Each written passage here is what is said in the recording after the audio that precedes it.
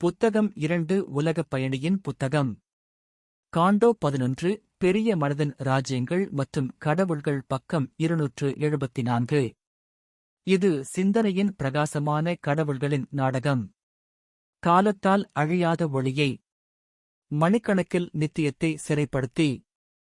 அவர்கள் இதை திட்டமிட்டுள்ளனர், உண்மையின் பாதங்களை ஒரு அழகான கருத்து மற்றும் சொற்றொடரில் சிக்க வைத்து. சிந்தனையாளரின் மகிழ்ச்சிக்காக அவளை சிறைப்பிடித்து வைத்திருக்க வேண்டும். அழியாத கனவுகளால் கட்டப்பட்ட அவரது சிறிய உலகில் அவள் மனித மனதில் புதைந்து வாழ வேண்டும். அவள் அடிமையின் வீட்டில் ஒரு பேரரசி கைதி.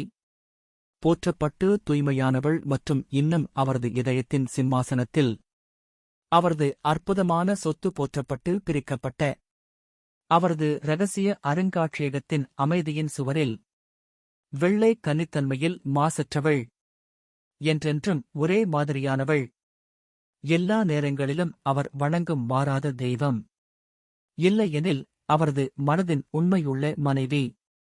அவரது இயல்புக்கும் அவரது விருப்பத்திற்கும் ஒப்புக்கொண்டு அவர் அவரது வார்த்தைகளையும் செயல்களையும் ஆதரித்து ஊக்குவிக்கிறார். கேட்கும் ஆண்டுகளில் அவற்றின் அதிர்வுகளை நீடிக்கிறார். அவரது அணிவகுப்பின் துணை மற்றும் பதிவாளர் காலத்தின் நித்தியத்திலிருந்து செதுக்கப்பட்ட ஒரு அற்புதமான சிந்தனை மற்றும் வாழ்க்கை பாதையை கடந்து செல்கிறார். அவரது உயர்ந்த வெற்றி நட்சத்திரத்திற்கு சாட்சியாக முடிசூட்டப்பட்ட யோசனைக்கு அவரது தெய்வீக சேவகர். அவர் அவளால் சாஷ்டாங்கமாக இருக்கும் உலகத்தை ஆதிக்கம் செலுத்துவார். அவரது செயல்களுக்கும் அவரது நம்பிக்கைகளுக்கும் ஒரு உத்தரவாதம், வழிநடத்தவும் ஆட்சி செய்யவும் அவரது தெய்வீக உரிமையை அவள் சான்றளிக்கிறாள். அல்லது ஒரு காதலன் தனது ஒரே காதலியை பற்றிக் கொள்வது போல, அவரது வாழ்க்கையின் வழிபாடு மற்றும் விருப்பத்தின் கடவுள், அவரது இதயத்தின் ஒரே சிலை வழிபாட்டின் சின்னம். அவள் இப்போது அவனுடையவள், அவனுக்காக மட்டுமே வாழ வேண்டும். அவள் தன் திடீர் பேரின்பத்தால் அவனை ஆக்கிரமித்துவிட்டாள். அவரது மகிழ்ச்சியான பிடியில் ஒரு சோர்வற்ற அற்புதம், ஒரு வசீகரம், ஒரு பிடிபட்ட அற்புதமான அதிசயம். நீண்ட பேரானந்த பின்தொடர்தலுக்குப் பிறகு இப்போது அவளை கூறுகிறான், அவரது உடல் மற்றும் அவரது ஆன்மாவின் ஒரே மகிழ்ச்சி. புத்தகம் 2 உலகப் பயணியின் புத்தகம். காண்டோ 11 பெரிய மனதின் ராஜ்யங்கள் மற்றும் கடவுள்கள் பக்கம் 275. தவிர்க்க முடியாதது அவளுடைய தெய்வீக ஈர்ப்பு. அவளுடைய மகத்தான உடைமை ஒரு அழியாத சிலிர்ப்பு, ஒரு போதை மற்றும் ஒரு பரவசம். அவளுடைய சுயவெளிப்படுத்தும் மனநிலைகளின் ஆர்வம், ஒரு பரலோக மகிமை மற்றும் பன்முகத்தன்மை. அவளுடைய உடலை அவன் கண்களுக்கு எப்போதும் புதியதாக்குகிறது, இல்லையெனில் முதல் மயக்கத்தின் தொடுதலை மீண்டும் செய்கிறது. அவளுடைய மாய மார்பகங்களின் ஒளிரும் பேரானந்தம் மற்றும் அழகான துடிப்பான கால்கள், முடிவில்லாமல் துடிக்கும் புதிய கண்டுபிடிப்பின் ஒரு உயிருள்ள களம். வார்த்தையிலும் சிரிப்பிலும் ஒரு புதிய தொடக்கம் பூக்கிறது. ஒரு புதிய வசீகரம் பழைய தீவிர மகிழ்ச்சியை மீண்டும் கொண்டு வருகிறது. அவர் அவளில் தொலைந்து போகிறார், அவள் இங்கே அவரது சொர்க்கம். உண்மை கருணையுள்ள தங்க விளையாட்டை பார்த்து சிரித்தது. அவளுடைய அமைதியான நித்திய இடங்களிலிருந்து சாய்ந்தது. பெரிய மற்றும் எல்லையற்ற தெய்வம். அவளுடைய இரகசியங்களின் சூரிய ஒளி இனிமையை வெளிப்படுத்துவதாக நடித்தது.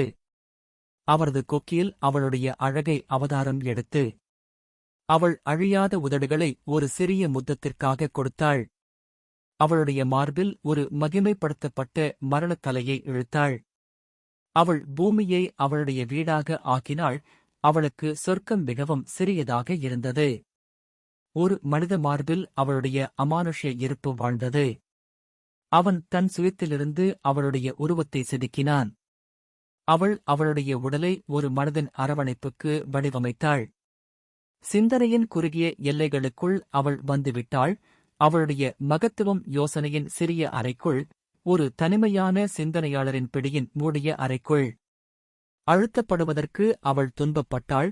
அவள் தன் உயரங்களை நம் ஆன்மாக்களின் நிலைக்குத் தாழ்த்தி, தன் தெய்வீக பார்வையால் நம் இமைகளை வியக்க வைத்தாள்.